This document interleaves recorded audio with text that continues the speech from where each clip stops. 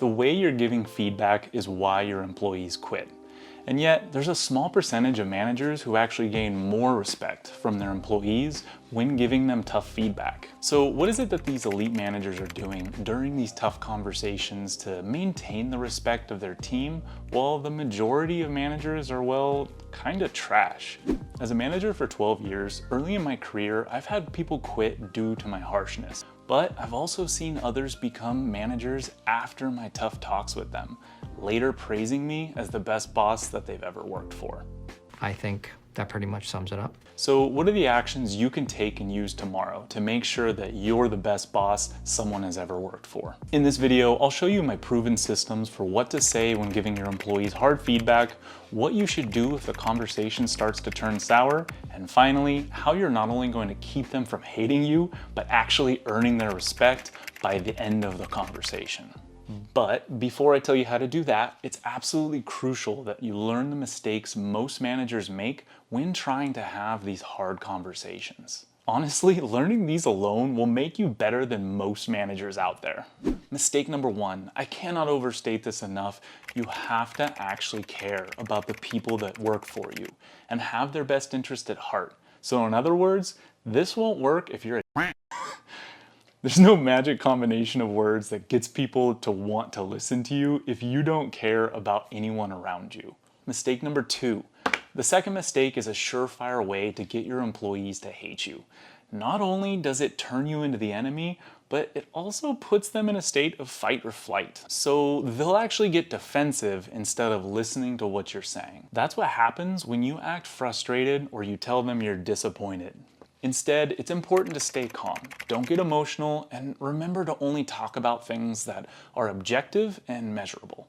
Mistake number three. This is an easy way not to only embarrass your employees, but they will resent you for the remainder of their employment if you do this. This happens when you try to deliver criticism in front of other people.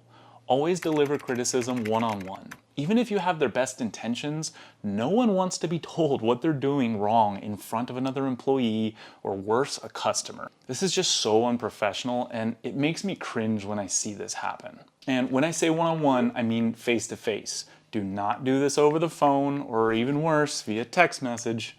So now that you know what not to do, let's look at what you should do. So based on the book Crucial Conversations and the 1-Minute Manager, I've devised a 3-point system that makes giving tough feedback to any employee simple. So what do you actually say during these conversations? Well, you gotta give them a sandwich. And no, I don't mean a real sandwich or a knuckle sandwich. Please don't hit your employees. Yeah, they had us the first half, I'm not gonna lie. I mean a criticism sandwich. So think of it like this. Everyone loves bread, except for Joe, because he's keto. Eat like a normal person, Joe. I hope there's someone actually named Joe who's watching this and he's keto. He's gonna be so freaked out and be so mad at me in the comments. Bread is the best part of our sandwich. This is our praise of the employee and the things that they're doing right. This is how we soften our delivery of our critique of them. Then we have all the fillings. That's our criticism and the most important part of the sandwich. This is where we get into the meat of our conversation. Get it, meat? And finally, we add another piece of bread where we tie it all together with another compliment to make our criticism easier to consume and leave them feeling good from the conversation. When you're discussing what the employee did wrong, it's important that you focus on the patterns of what you have observed over time. It's common for someone to try to get out of an isolated incident with various forms of excuses, but when you're speaking on a pattern of things you've noticed, it shows you've done your homework and they can't BS their way out of their situation. Be sure to end your criticism with the steps they can do to be better. We want to make sure that they have a clear path forward. I would also say don't rush the sandwich method. It's going to be tempting to jump right into the final part to get back into the good feeling of giving someone a compliment, but you need to fully discuss what is going wrong. We don't want to handle this in a sloppy way. No one likes a sloppy sandwich. Well, sloppy joes are actually pretty good. Nope, there's another comment from Joe. So I know what you're thinking. That sounds great and all, but my employees always flip out on me or get defensive. So what do you do when an employee doesn't take feedback well? Before I get into that, tell me if this sounds like you as a manager. You have employees not doing their job correctly, but instead of addressing it, you let it slide because you're too busy or you're gun shy and you don't want to tell them they did something wrong. Maybe it wasn't a big mistake, so you let it go. Then it happens again and again and again. And finally, you get so fed up, you just let it all spill out and tell them they've been doing it wrong for the last month. You can't let it build up like this. You need to be addressing these issues as they pop up. Most times, this is why people get so defensive. You're pouring on them a month's worth of criticism in one go. And maybe this is the first time you've actually had a feedback conversation with them. Feedback conversations are like working out. If you only do it once a month, it's gonna be pretty flippin' hard. However, anyone that works out on a regular basis is gonna tell you the more consistently you exercise, the less painful it's gonna be.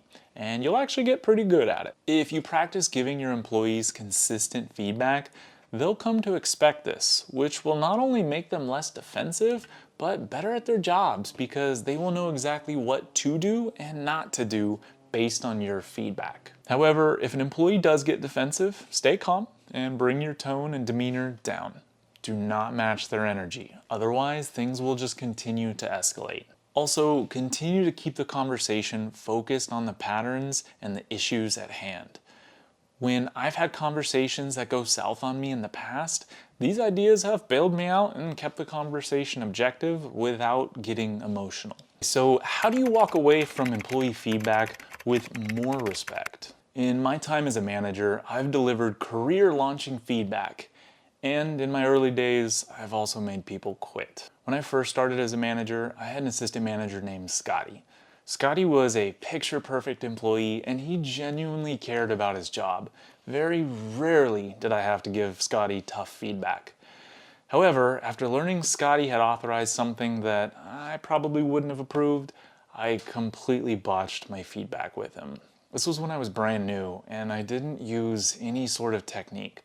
I came about it emotionally, I didn't handle it in a one-on-one setting, and I ended the conversation without any type of resolution. Scotty put in his notice shortly after that. This interaction still haunts me to this day, knowing I drove out a great employee with how I handled that conversation. However, more recently though, I had an employee named Ojas who at first was kind of the opposite of Scotty. He didn't really care, he put forth minimal energy, and he kind of sucked at his job. After my second write-up with him, I pulled him into my office and went through my system. I told him despite his recent efforts, I still believed he was capable of doing an amazing job. However, I made it very clear to him that in a respectful way, if things don't improve, he's gonna get fired next time we have a talk like this. And then something amazing happened. Ojas blossomed.